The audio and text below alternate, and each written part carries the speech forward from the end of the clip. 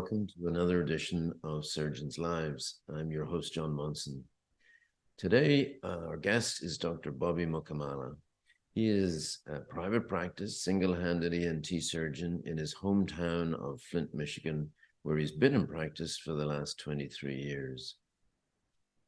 When he started in practice, he started a small hobby of collecting cars, which has clearly got something out of hand because he now has almost 90 cars in his facility. He uses these cars, however, not just for fun, but to undertake a number of charitable ventures to help rejuvenate and support the downtown and community of Flint, Michigan, where, as I say, he was born and brought up. He's also very prominent in ENT circles and has served in a number of leadership capacities in the AMA, so he can clearly do it all. Not only are we going to talk to him today about his collection, but I'm thrilled to say he's going to show us through the collection in the facility that he owns and talk to us about some of the cars that have particular meaning to him. Start just by saying a word of introduction to my guest today on another edition of Surgeons' Lives, Cars and Other Things. I look up Dr. Bobby Mukamala and I discover he is an ENT surgeon. He is a philanthropist and community activist. He is a husband, father, family man, and a car collector extraordinaire. I am in awe of this man who clearly has more time in the day than I know I have. And I'm delighted and privileged that you've come on this today to talk about your life, your career, your cars, and any other random thing you want to talk about. So welcome. Thank you. Thank you very much, John. It's like this. It's a wonderful opportunity to talk about what I call my hobby, what my wife calls my addiction. Somewhere in between is probably where reality is. But you're going to enjoy looking forward to the conversation. I think I'm going to enjoy it. So you obviously don't come with a white Anglo-Saxon name. You come with a name that's, I'm guessing, is Indian in origin. Yep. Very good guess. Yep. My folks moved here from South India to Flint, Michigan, which is where I am now and where I grew up back in 1970. They're both physicians. Did their medical school in India and then came here, obviously, when this country really needed physicians to fill the gap, especially in places like Flint, Michigan. It's not exactly booming metropolis. It wasn't then, it isn't now, and they really relied on IMGs to be able to fill that void. So my parents moved here. I grew up in town here, made it as far as Ann Arbor for medical school and undergrad at the University of Michigan, and then Chicago for residency, and then came back here 23 years ago with a job, a wife, twin boys, and a car fetish. A fetish, but at this point, an unfulfilled fetish at 23 years ago, anyway. So can you remember, not the first car you bought, but can you remember, what's the first car you remember in Flint? Maybe back, when you were a youngster.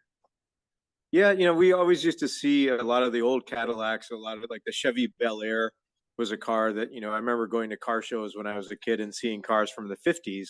Right. And at the time, they were like carnival rides. They were just so big and so much.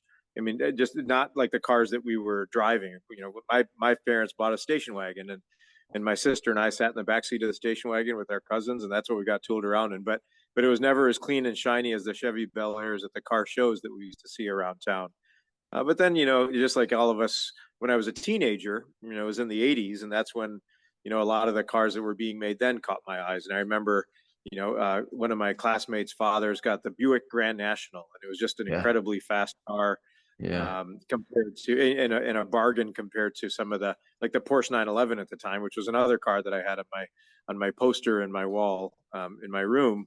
But yeah, those were the kind of cars that really started to catch my eye as far as cars that I wanted to drive, as opposed to cars that were sculpture that I was watching other people drive.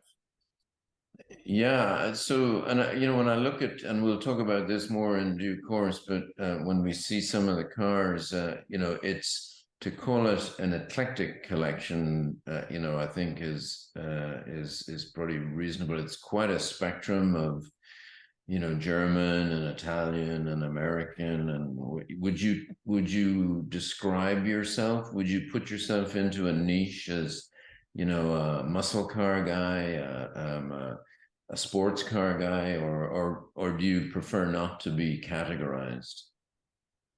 It's not really a preference. It's just more that over the years, since I was a teenager to now, when I'm quite a bit older than being a teenager, there's just different cars that caught my eyes. At the beginning, it was a lot of the exotic cars and imports, and then there was a practical reason that I'll describe when we sort of do the walk around about why a lot of them are Mercedes in my collection.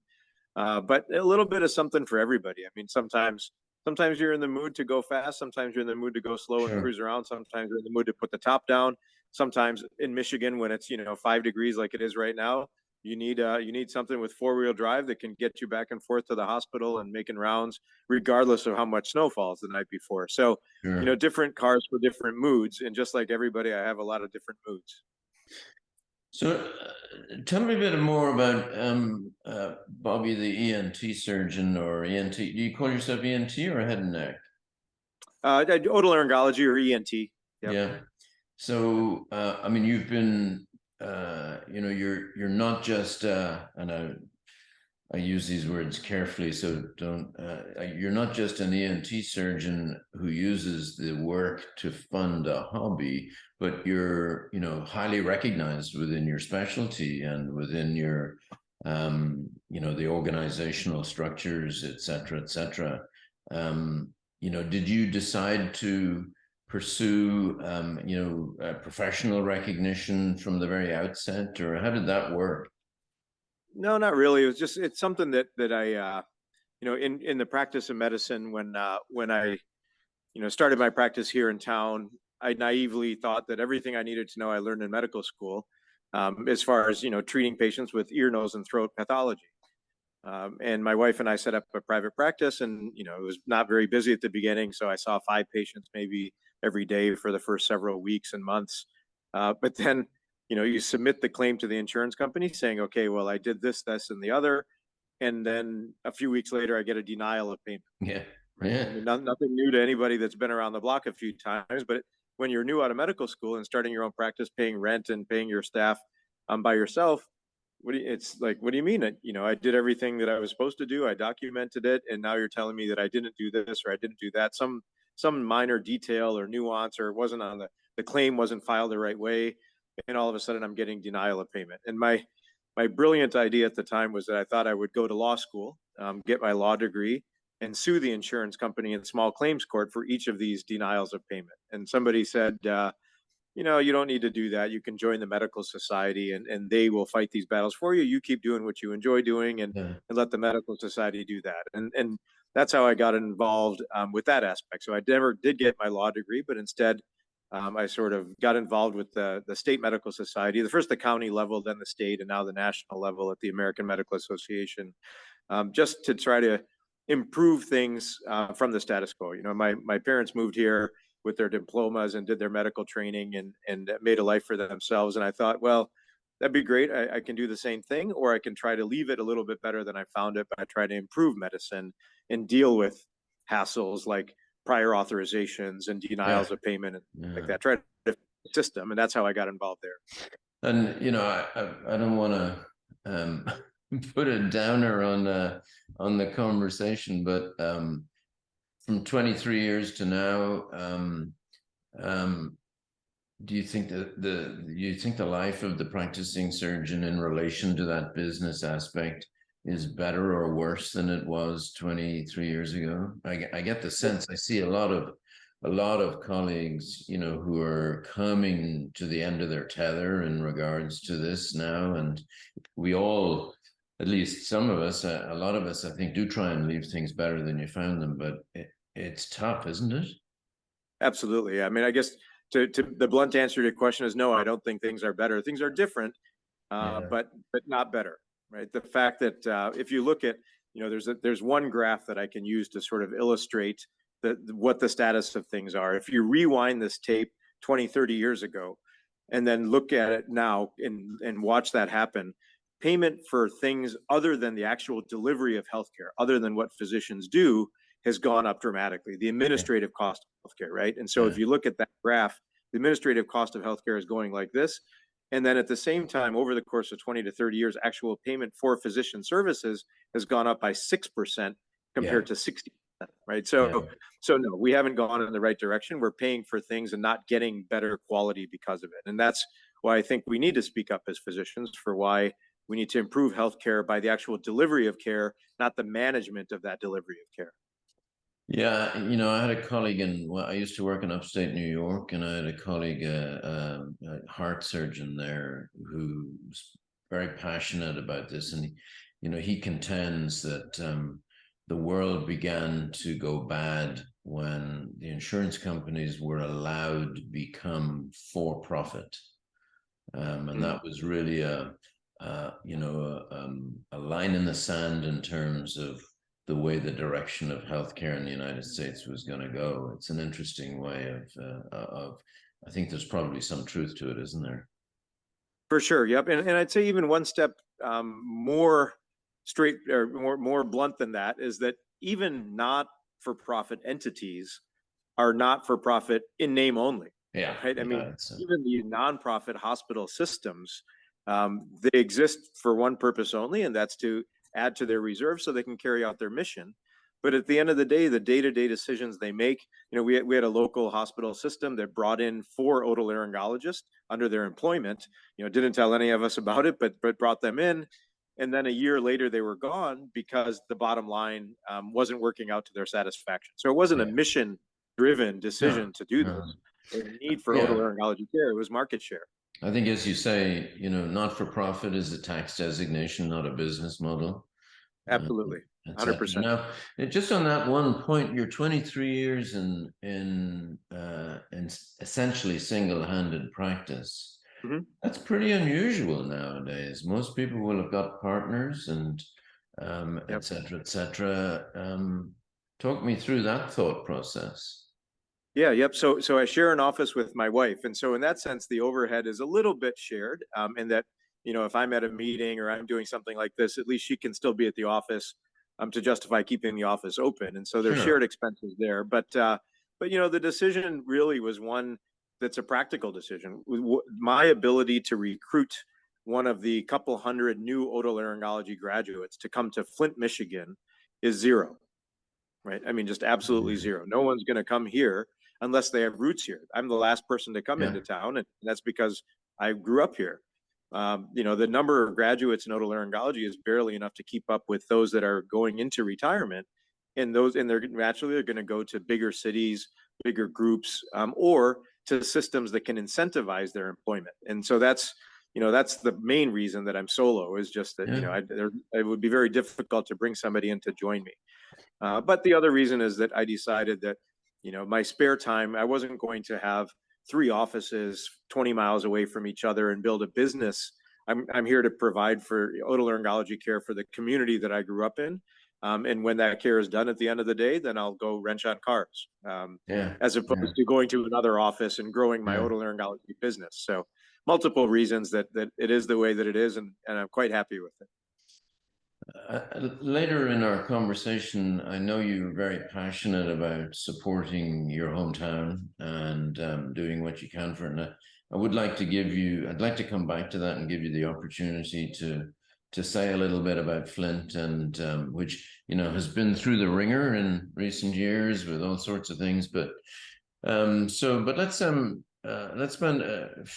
pivot and talk a bit about the car. So you came back 23 years ago. I presume you drove from Chicago, was it? You were coming from? Yep, that's correct. What did you drive back in?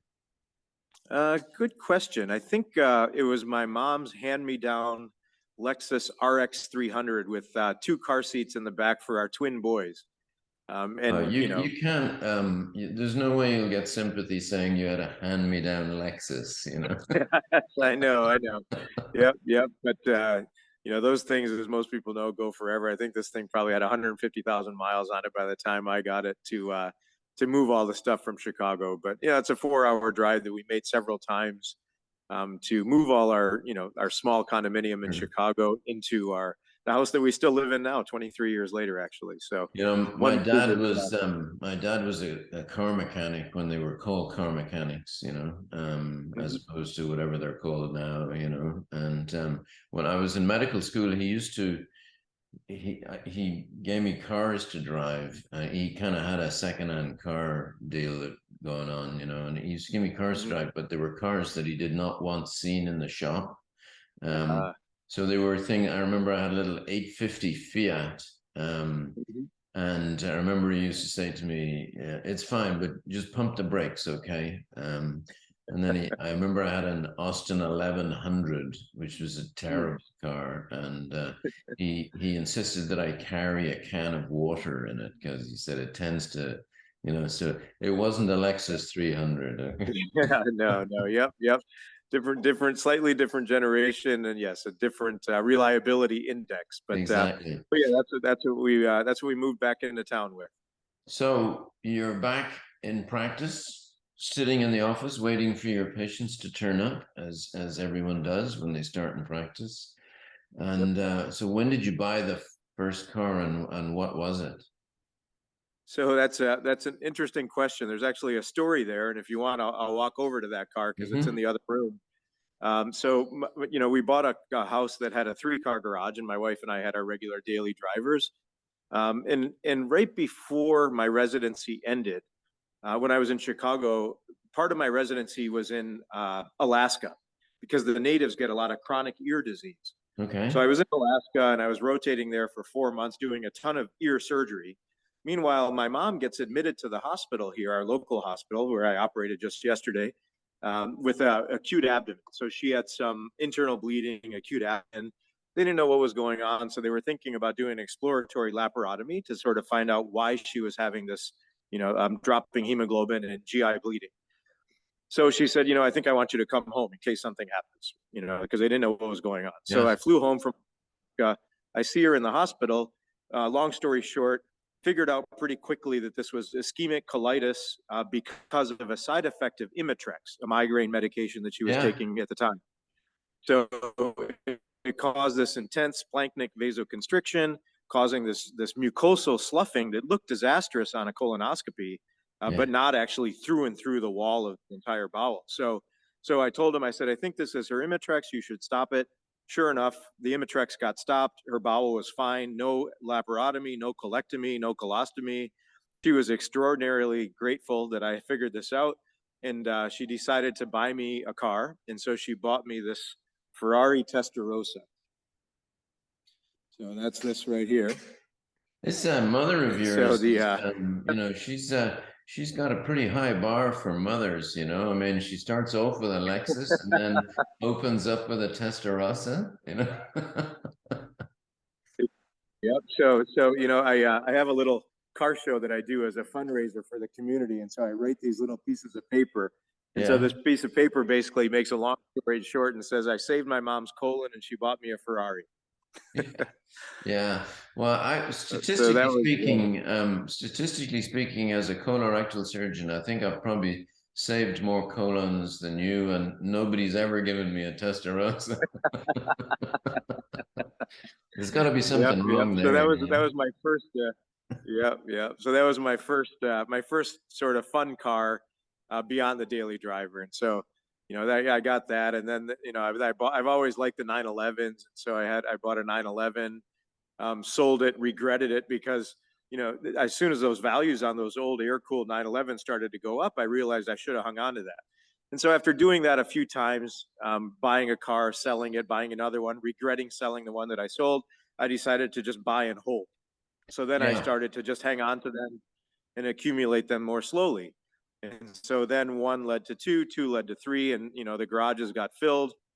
I decided at that time I figured, okay, well, I have a three-car garage. I'll put another three-car garage on. I'll never have more than six cars. Who's got more than six cars?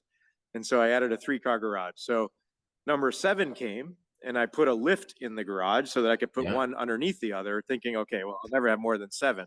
Well, number eight, nine, 10, fast forward the tape, it came, and I decided I better get a building. And so, several years ago, I bought this building that I'm in now. And when space is no longer a limitation, the expansion of the collection goes a lot faster. So that's why there's 80 some cars in the collection now.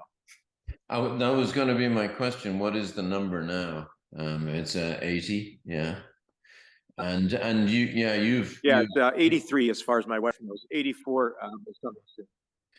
So, that brings, I don't know whether you're familiar with Nick Mason, who's the drummer from Pink Floyd, who has a very large Oh, okay. collection of exotic cars. And he's been a car guy all his life. And, famously has a 250 GTO Ferrari and some Bugattis and et cetera, et cetera. Wonderful guy, wonderful collection, true knowledge and passion for the sport. But over the years, he's always given multiple interviews, and interviewers have said to him, so, how did this come about? And, and he makes the very simplistic statement that, well, the answer to that is obvious. I made a lot of money, and so I was able to buy cars, etc. And of course, when you get to 5 or 6 or 7, it's it's reaching an interesting stage. But when you get to 83, or that sort of number with your own multifaceted building, it becomes now just existing. Whether you never drove any one of them at all, it's an expensive business to do that. I mean, now you're committed to doing this. Where do you go with that story? Yeah, you're absolutely right, and just maintaining, because I don't want a collection of decaying automobiles, right? I don't want to be the person that bought a really great condition old Cadillac and then didn't do anything to it to maintain it, and slowly it fell apart. I don't want to be that guy. And so now with 83 cars, that's 83 batteries, 83 times 4, number of tires, and the wiring, and we're in Michigan, and right now inside this building it's about 50 degrees, and in the summertime, because there's no air conditioning, sometimes it'll get up to north of 85, 90 degrees. So temperature fluctuations, expansion, contraction of materials and things like that, that takes a toll. And so, that's why that's why there's people here in this building right now that help me to maintain them. I literally now, because I don't have the time to drive everything as much as they need to be driven, or at least start everything in the wintertime as much as it needs to be started, pay people to do that just to maintain the fleet, so to speak. So not all, as you suggested, it's not all just enjoyment. There's maintenance required to be responsible and be a responsible collector. And that's what I want to be. And your type of job or my type of job, even if you do have the skills, and I have modest, minimal skills, I have some, but I don't have the time to to do it. So I got to make sure that I find some way of doing that. And my cars are basically all Jaguars, but even that is, you got to send. It's the same way as, if you want your ear fixed, you go to an ENT surgeon. You don't go to a general internist or whatever. So you want a Jag fixed, you go to a Jaguar guy, etc. So you said there, it's not just a matter of enjoyment and popping along and driving. So how do you decide on what are you going to drive today? I mean, or what are you going to drive next Friday or whatever? And are there must be cars that you drive more often than others. Yeah, winter time or season has a lot to do with it. So, a lot of these cars that you see here, they're not cars that are ever going to see salt of a Michigan road in the winter time. And so once it starts snowing, most of these cars just get started and moved around the parking lot, but they're not my regular drivers. Our daily drivers, my wife and I both drive Tesla Model S's. It's one of these things that I think that environmentally responsible thing to do. And our commute is, we have 3 area hospitals that we operate at in our office. it's none is more than 6 or 7 miles away from the Yeah. other spot. And so yeah, so our daily drivers through the winter time, and when we need to go from surgery in the morning to office at 9 a.m. and then home for a meeting and at 4 p.m. It's not the time to worry about, okay, is this belt going to Yeah. break, or is this tire not inflated properly? So our regular drivers are those Teslas. But then in the summertime, or spring through the fall, if I'm not in a rush for time, or certainly on the weekends, I'll drive 3 or 4 different cars in a day. Yeah. Run an errand in the morning with one, bring it home, wipe it down, just check a few things, bring it back, pick another one up. But yeah, so it's a concentrated driving experience because it's seasonal, and Yeah. I end up driving several cars a day. So it's about you have about 6 months of the year where you can drive outside, something like that. Yeah, I probably start around April, and Yeah. then it goes through Halloween in October. Yep. Yeah. Yeah. So yeah, yep. And when you're, as you say, you've concentrated when you're driving 3 cars a day. Do you find yourself driving the same theme each day, or do you jump from a two-seater to a 4x4 to a big sailing boat, etc. How do you? Is there any sort of commonality to that? Yeah, a lot of it is weather dependent, and also, yeah, I mean, yeah, just very much weather dependent. So the thing with 80 some cars is I don't bother trying to make sure that the air conditioners work on all 83 Yeah. cars, because I'll get them running great, and then I won't drive them for 6 months, and the refrigerant will leak out, or it won't be running, or it won't be as cold as I would like Yeah. it to be on a 90-degree day. So spring and fall are the times where I really sort of enjoy, because I can drive anything, because I don't Yeah. mind being in 50-degree, 60-degree weather. It's just the 90-degree weather, the summer, that it's top down is not really a great option then. No. Um, so a lot of it is weather dependent, but also just some of it is discipline. Like there's some cars that I just have to drive, even though they're kind of a pain in the neck to drive relative to something that's more modern. But it's Right. just the discipline of saying, okay, well, I haven't driven this. There's a Volvo P1800 back there that Yeah. just doesn't get driven enough because it's not quite as easy to drive, but it's important that it gets driven. And so Yeah. sometimes it seems foolish to say it, but it's a little more work than it is leisure to drive Sure. some of these cars. Yeah. Well, lead me to some of the things you think you want to lead me to. I see you're walking past what looks like a Series 2 E-Type. Yeah. Where's that? Right back there. Is that what you're seeing behind me? Yeah, it's either a 2 or a 3. Yeah, that's a three. Yep, that's a It's a 3. 1974. Let Yeah. me flip this around so I can talk Okay. while I'm. Sure. Yep. Yeah. So this is my 74 E-Type that I happened to. I was driving with the kids in the back seat many years ago, and this was at a local gas station right down the street from my house in Flint, Michigan. And I said, well, that's kind of a strange car to be for sale from a gas station. And I walked in and I said, what's the story with this? And it turns out it was the past mayor of Flint that was selling it. It was his own personal car. He owned that property and owned the gas station. And he was known to be an interesting businessman, one that perhaps sometimes with questionable ethics. And so I didn't want to get into a negotiation with him on it. He wanted, I think 35,000 for it, and that was more than I wanted to pay. And so I said, if you're willing to sell it for 25, I'll buy it. Don't even have to drive it. And but if not, have a nice day. I'll see you around.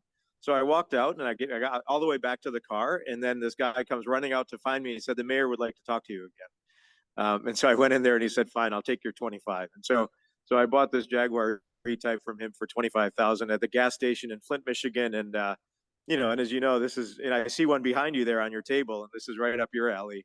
Yeah. That Yeah, this is just a beautiful car. Yeah. Yeah, I have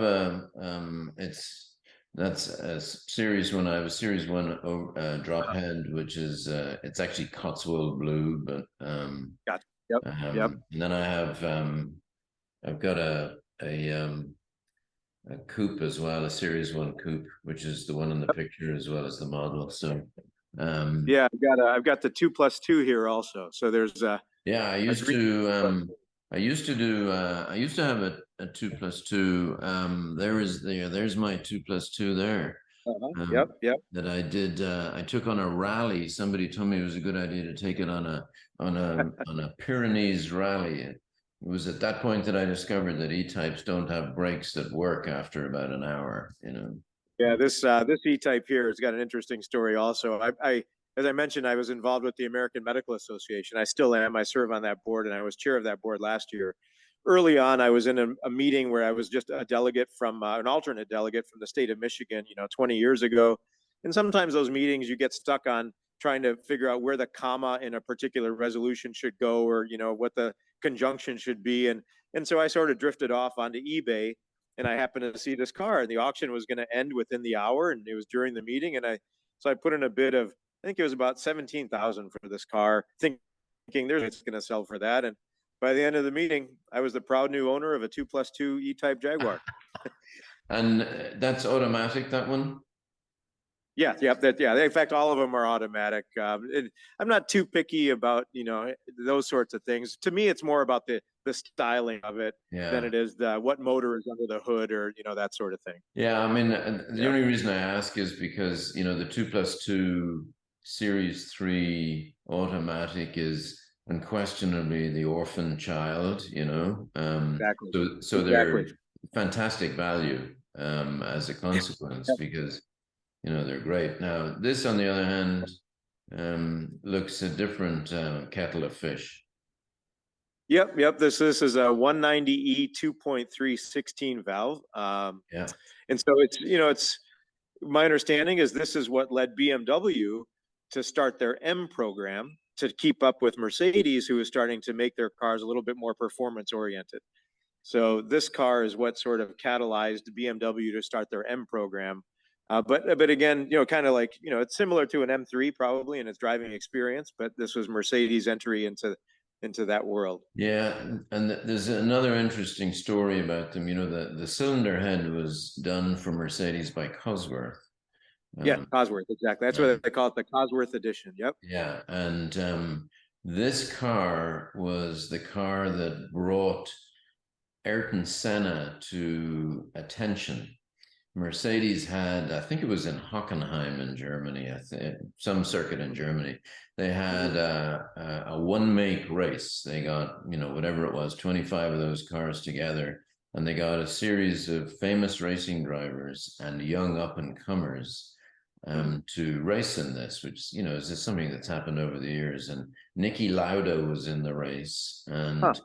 and Ayrton Senna was stuck in one of these cars, Mm. and when nobody had heard of him, he Yeah, wasn't. yeah. Interesting. Nicky was a three-time world champion at that stage, and he came blasting through the field, and I think he won the race. But at the end of that, by the end of that race, the name Ayrton Senna was, who the hell is this kid? So it was in Yep. that Yep. car. Gotcha. Yep. So yeah, there's let's see here, what else we got. So this was an interesting acquisition. This is the Tesla Roadster, and Yeah, now it's famous because there's one orbiting the Earth.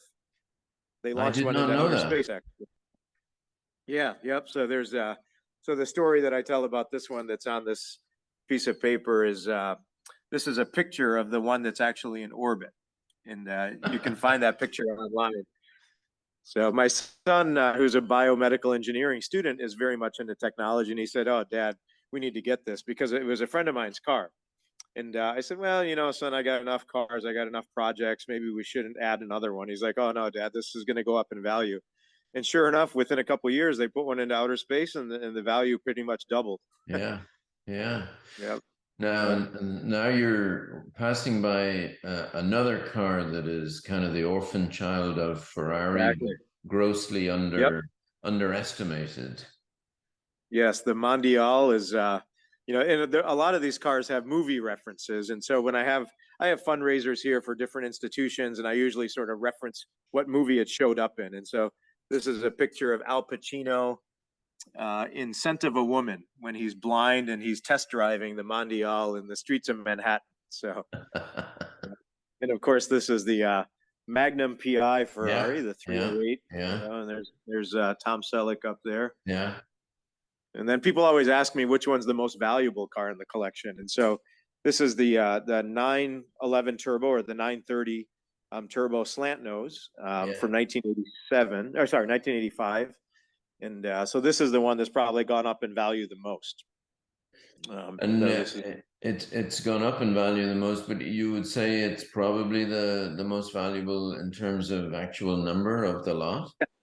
Yep. I think this is a car that I bought probably 15, 20 years ago for maybe in the mid 20,000 range. Yeah, And it peaked a few years ago. They were selling for over 200,000, and now it's kind of dropped to about the 180, 190 yeah, range. But yeah, probably the most valuable car in the yeah, collection. yeah, Yeah. yeah. And then this is 928, 928, yeah. made Great famous by cars. Tom Selleck when he dropped it into Lake Michigan in the movie Risky Business. Yeah, yeah, And sometimes I speculate. So cars that not necessarily guaranteed to go up in value, but I think eventually will. So this Porsche Boxster, I think, yeah. is one that will likely go up in value. And then there's these oddball cars. This is a Cadillac Alante that was designed by a company called Pininfarina that also designs Ferraris. So you'll see that little emblem here on the side of the car. So this was a car that Cadillac made in conjunction with Pininfarina. So the body was done in Italy, and then they flew it over on a 747 to have the engine done here. Obviously, not the most economical way to make a car, and that's why they never really No. made money. But and then every now and then I do something silly, and so Yeah. this is a 1947 American LaFrance fire engine that was for sale locally, and I had the space in this building, and my kids were like, "Oh, Dad, can we get it? Can we get it?" And I said, "Sure, guys." So we own this American LaFrance fire engine that comes Beautiful. with the It's a suits and the helmets and all the equipment there. So yeah, I mean that's a real showstopper, isn't it? You know. yeah, the kids love it. I mean, and I'm not. The other thing is, I'm not particular about, oh, don't touch the car, please, and Yeah. don't do this, Yeah. don't do that. And so this is one that the kids put on the helmets and the outfits, and they get in there and they take their pictures and they get up there on the ladders Sure. and Yeah. doing that. So there's a 240Z, Yeah. 280 SL, and then a 190 SL. When I missed the market and getting a gull wing for dirt cheap, which I don't know that they were ever dirt cheap, Mm. I figured, well, I'll get the next one, and so then I got this 190 SL instead. And And they've gone insane recently in yes, value. yep, they sure have. They sure Mm. have. This is a Jaguar that you probably recognize, the XJ6, which Yeah. was peculiar because it had two gas tanks. So I had one of these a long time ago, Yeah. and there was a little bit of rust on the car that I used to have, and it was right Yeah. here. And so the local body shop started to put some rivets in there, and they riveted right into the gas tank. Yeah, and so then I Yeah. had a gas leak It's, in that one, it's and that one definitely went not a good gangbusters. idea, you know. Exactly. Yep. And yeah, another XJS there. So Yeah. people ask me what's my favorite car, and I oftentimes tell them that if I had to get rid of all of them and keep one till the very end, it would probably be this 1959 Corvette. Just because it's like sculpture. I mean, the lines on it are just gorgeous. Yeah, And that's definitely one of my standard questions. So that's you've just answered that. It's that one there, and they are timeless classic, aren't they? yes, they are. It's like artwork, even if it wasn't an Yeah, automobile. It's yeah. just I think like the lines on it are just beautiful. Yeah. So I mentioned that I have a lot of Mercedes. A friend of mine from childhood opened a Mercedes BMW repair shop south of here, about an hour, and I Right. helped him set up his shop. Loaned him some money to do that, and so he would repay me by servicing cars, but he only really worked on Mercedes at the time. And so I accumulated a lot of the Mercedes that I liked over the years. So the 560 SL, the 560 SEC, the Yeah. 500E. The 500E is kind of a rare Porsche Mercedes collaboration. The CLK, and then the one down there at the end is not really a collectible Mercedes, but an interesting story. So you remember when not this recent time around, but a decade ago when gas was about 4.50 a gallon the first time around, and everybody was buying Priuses and that sort of thing. I wanted to also be off the grid and not have to pay that much for gas, so I bought this diesel Mercedes Ah. that I modified, and so it runs on vegetable oil. Ah. Yeah. Ah. Part of Fascinating. my wife and I, as part of the revitalization of downtown Flint, have opened up some restaurants in downtown Flint, trying to make it a destination again after having it sort of go through the decline of the automotive industry in the 80s and 90s. So because we owned restaurants, I had access to vegetable oil. And so I would get the used cooking oil from the Yeah. hospitals and the restaurants, and I put it in that Mercedes, and and I was off the grid as far as buying gasoline or diesel for about a year. The worrying thing about this tour is the number of cars that you have that I used to own as well. Ah, Uh, interesting. it's like I had a 560 SEC and Oh yeah, several of those Mercedes that you have there. I have a, yeah. had a 2+2 Jag and all that sort of stuff. I've never actually owned a Corvette. Ah, okay. Um, and I've never had an electric car. Ah, gotcha. Which I'm kind of, mulling over. And here you have an Irish car in front of you there. Yep. So this is the DeLorean that Back to the Future made famous. So even this new generation of kids that never knew who John Yeah. DeLorean was or anything remember it for the movie. So it's fun to watch them feel like they're getting into a time machine here. And yeah, but So you mentioned the Series 1 Corvette would be what you would keep if you had to sell everything. If you if I asked you what was the car that you most regret selling, what would that be?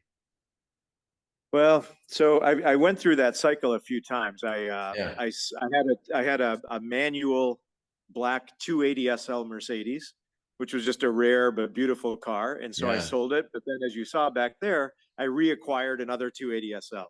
I used to have another black 560 SEC and sold it and regretted it. So I've never actually sold a car and regretted it and still regret it because I always reacquired it based on that regret. And so now I don't sell anymore, so I don't have to go through that again. So you've,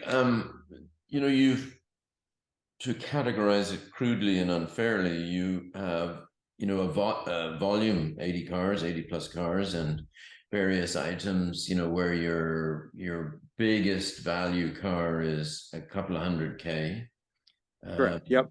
as opposed to, say, having four cars that are worth $1 million or so, Right. Yep. So, were you ever tempted to, go to Pebble Beach and, bid on the 5 million Ferrari or something?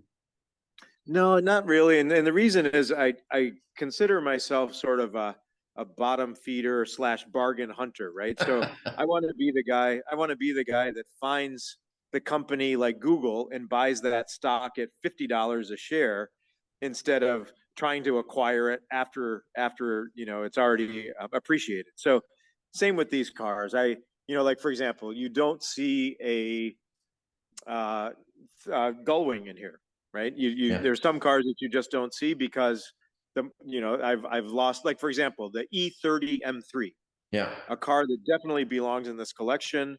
I love it. I would love to have it, but it's already appreciated so much that I'm not going to chase it, right? And so yeah, instead yeah. I have the E36 M3 instead. And so yeah, So but yeah, you have that, I'm a yeah, you have that discipline. I mean, you've decided I'm not going to go there. yes, yep, yeah. Just because I would rather not chase something that's gone up in value, but instead just buy it smartly. So, and that's partly how I justify it and get along with my wife still, despite this hobby, is that I can show her that that 911 over there, the slant Yeah, nose, that I got that for this number, and now it's worth this, and that's a good investment. And so, yeah, even if I have to, like the repair bills, as you referenced earlier, yeah. those are things that despite those repair costs and maintenance costs, it maintains value. Of course, the key to doing that has been your decision not to sell. Correct.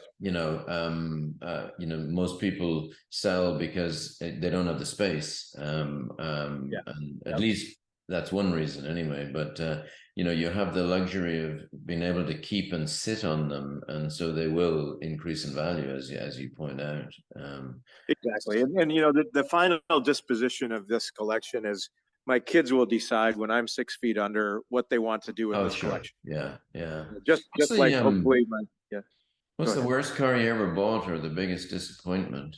The one when you got it, you thought, "Wow, this is terrible, this thing." Yeah. Let's see here. There was There've been a couple that were more trouble than they were probably worth. Okay, so for example, I have I have in the shop right now a Range Rover Classic from 1994 that Yeah. I've always liked.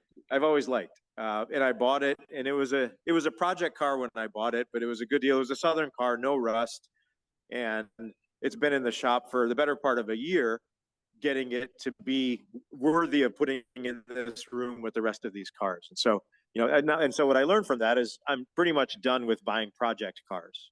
I'll do little things, little repairs, maintenance, but not an entire car like that. Do you upgrade stuff? Like put better brakes on or better, a Really, five-speed box? not really, just because one, I want all I need to do is to be able to drive it Yeah. when I want to drive it, right? So if it's good enough to drive on a Saturday or Sunday morning, it's fine with me. I'm not, it's not one particular car that I need to have maximized. Yeah. It's cars that, pretty much how they came off the factory line, I'm perfectly fine with, unless it's a safety issue. Yeah. Then Yeah. I'll Yeah. upgrade it if I think it's going to leave me stranded or something like that.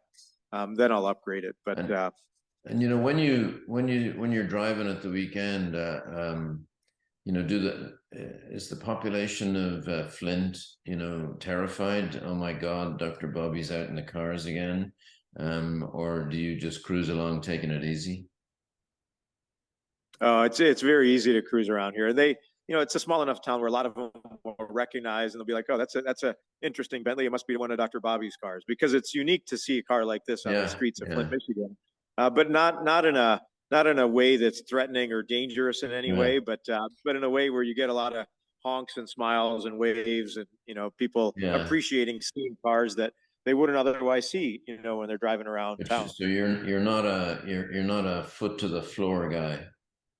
No, no, just cruising around. I mean, some of these things need to be exercised, like that 12-cylinder Ferrari over there is probably one that if you're Yeah, cruising around at 25 miles an hour, it's just not going to be very great for that car. You need to open it up. And so yeah, then I do, yeah. I'll get on the expressway and I'll open it up and really sort of put it through its paces. Yeah, and you walk past a car I used to have, which is probably the nicest sounding car when it starts up, which is the Maserati Gran Turismo. Ah, yes, yes, yep. So Wonderful this was the sound. car. Yes, I love this car, and my son loves this car. So I told my kids when they were in grade school that if they got 1,500 on their SAT or got above a 34 on their ACT, that I would buy them the car of their choice, right? When they got their driver's license. And so when they both did well, and one of my sons did that, and he said, "I'd like this Maserati," but he is a terrible driver. And so there was no way that I was going to get him this car until he got some years under his belt and miles under his belt. And so then he finally seemed worthy of having this. And so I bought it for him right when he went to college. So he's never really driven it regularly, but he drives it when he comes back into town. And um, you and I will both, for the purpose of our interview today, agree to accept that story, as opposed to you just deciding you wanted a Maserati Gran Turismo. No, that was his choice. He saw a picture of it and he said, that's what I'd like. And so that's how we ended up with it. But So as you walk past the El Camino there, just tell me about this unusual relationship you have with the town of Flint and your passion to, as you say, revitalize. yeah, so again, my parents moved here in the early '70s, and the town has been um, good to my family. The fact that they could come here, with just a minimal grasp of English, job contract at the local hospital, and my dad did his radiology residency here. My mom did her pediatrics residency, and made it. They opened their own. My mom opened her own practice and was busy. My dad continued to practice radiology for 50 years after he arrived here. Just retired in 2020. That just a lot of gratitude for being able to do that in this community. And so that's why we decided to come back. I sort of dragged my wife a little bit, kicking and screaming from Chicago, She would say that I impregnated her with our twins and then dragged her here to Flint to raise them, but not quite, not Where quite. she's from Chicago? No, she's from Southeast Michigan, about an hour south of here, but she just Uh, loved Chicago. And, yeah, being an yeah, OBGYN, her residency was 4 years, mine was 5. So yeah, she had that extra year to start practice in Chicago, and she really loved it.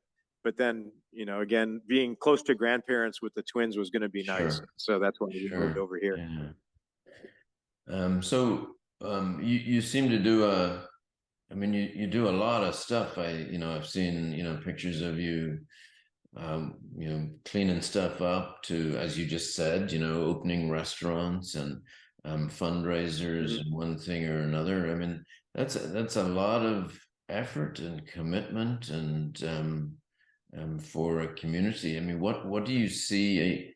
I mean, tell me a bit about Flint. I mean, Flint is how big is Flint and what are its challenges? Because you pointed out earlier that yeah, and I have worked in cities where you can't recruit people to, so I understand that. Yeah. When I worked in England in a city in the north of England, that, was not somewhere that people went to, and recruiting there is Yeah. not easy. So tell me, there must be something good about Flint because you've been there forever and. So what's amazing about Flint is the ease of life here.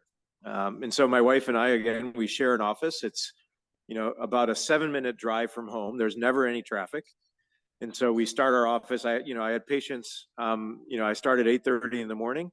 My last patient of the morning is scheduled at 11:45. By 12:05, I'm in the car going home for lunch every day, and I Wow. have lunch every day. And at 1 o'clock, I get back in the car, and at 1:15, I start my afternoon office. And that's how it's been for 23 years. That's not something you can do in a big city. All 3 hospitals, when my wife was doing OB before she stopped doing the deliveries, she could be at any hospital within 10 minutes, right? All 3 hospitals in the area. 2 of them, you don't even have to get on the expressway to get to. And so, yesterday I had 12 surgeries at our local hospital. And my first case was at 6:45. I left my house at 6:15, and I was logged on to our electronic health record, Epic, at 6:25 in the hospital, doing my H&P updates. And my first case was at 6:45, and number 12 was done by 9:45. And at 10:15, I'm seeing my first patient in the office. Right. Wow. And so they give me 3 ORs to operate in, because all my cases are short. And I start at 6:45, and nobody else wants to start at 6:45. Well, So yeah. there's benefits of being in the small town. I mean, I'm just trying to think how difficult might it be for me to retrain as an ENT surgeon. As I Yeah. spent on Tuesday, I spent almost all day doing a complex multiple re-exploration abdomen with multiple people, involved, etc. And it's the antithesis of Yeah. that description you just gave me. Exactly. Yep. Yep. Now, again, I'm not doing advanced head and neck or anything like that. The University of Michigan, my alma mater, is right down the road, and it's 45 minutes, 50 minutes for a patient to get down there for the stage 3, stage 4 larynx cancer. I mean, I'll stage it, we'll tee it up, we'll get it Sure. all ready to go, and then send them down there for definitive surgical excision or radiation chemo. So I feel like I'm enjoying being a general otolaryngologist in the town that I grew up in. So and I'm going to ask you to send me a few links of things that we'll put on the bottom of the YouTube things, so for city links and stuff like that. So can Sure. use the Yeah. opportunity to publicize a few things that you do. Um, Sure. uh, That'd be great. Thank you. Yeah. This so this one always gets a lot of questions. This is yeah, the and the uh, the Airstream. Airstream camper. Yeah. Yeah, 1965 Airstream. This is I happened to be driving by it, and it was for sale at just in somebody's driveway here in the city of Flint in downtown. And it was like $4,000, and I thought idea that you could get an Airstream for that cheap, and it was in very good condition. And I never grew up camping. We went camping in it once so far, but it looks good sitting here, and in the nice on a nice spring day, sometimes I'll go in there and I'll take a nap. So do you have any bucket list cars that are one day before this is all over, before they put me in my box, I gotta get. Well, there's definitely some gaps that, I mean, there's some things that are missing in this collection. So I don't have a Mustang. I did get a Mach 1 Mustang that's just getting some interior work done. But a 65 Mustang convertible is one that I've always sort of liked and Yeah. would love to add to the. So, that's one that I would add. There's one that unfortunately I will never add, and that's an Audi. And that's sort of an odd thing to say because there's Audis that I really like. Um, but the reason for that is that I had an Audi A8 that had a premature failure of a head gasket at 40,000 miles that was just out of warranty. And Audi said, "I'm sorry, we can't help you." And I said, I'm 25, 26 years old. I'm going to be buying a lot of cars before I retire. But if you don't make this right, I'm never going to buy an Audi. And so they escalated it, but they still came down on the side of, well, I'm sorry, we can't help you. And so now here I am 25 years later, and I don't own an Audi and I don't intend to buy one. Sticking to I, your I, principles. I appreciate them, but there won't be one in here. Unless, of So course, somebody high up in Audi comes and tours my collection and say, "Hey, remember that mistake we made? We'd like to make it right by you." yeah. Then I'd be willing to listen. So yeah, and if you tell the story often enough, they may well listen one day. Exactly. You know. Exactly. Yep. Um, Speaking of which, I'll show you how I decorated some of the room. This is sort of the staging room where we pull in through the overhead door. But up here you'll see pictures of some of the early pioneers within General Motors. This was an exhibit that was at our local library because General Motors started in Flint, Michigan, yeah. and then it moved to Detroit. And so when it was in Flint, there was Alfred P. Sloan, who was one of the early folks at General Motors. There's a Sloan Museum, and this was one of the exhibits from Sloan Museum. And the exhibit was gone, and they were gonna throw it away. And I said, well, this is something that you shouldn't throw away. I'd be willing to buy it. So I bought these posters. And so this gentleman right here is a gentleman by the name of Harlow Curtis. He was the president of General Motors in the 1950s. Time Magazine Man of the Year in 1956. He started the Corvette project. And what's most interesting is that the house that Nita and I live in was Harlow Curtis's home. Oh, And so the first owner, and now we are the third owner. We live in Harlow Curtis's house, and now his face adorns my car collection. and the other one is Sloan. Is that correct? Yeah, Alfred P. Sloan Yeah. was also instrumental in the founding of General Motors, like Sloan Kettering, Yeah, same Sloan. exactly. Yeah, Yep, yeah, yep, yep. yeah. And another philanthropist. Yeah, for Yeah, sure. exactly, Yeah. exactly. Yep, yep. So, some people are big into, again, bucket list journeys and trips and things like that. I'm not necessarily, I don't necessarily have a list of bucket list trips, but for example, last year when I finished the build of the E-Type coupe, Mm-hmm. it was in California and I was in Orlando, and it was my son's 40th birthday, so we both flew to San Francisco and drove from San Francisco to Orlando. Oh, wow. In the That's E-Type, great. we took 2 weeks to do that. Is there some trip that you want to do in a bucket list type thing? And if so, what car would it be in?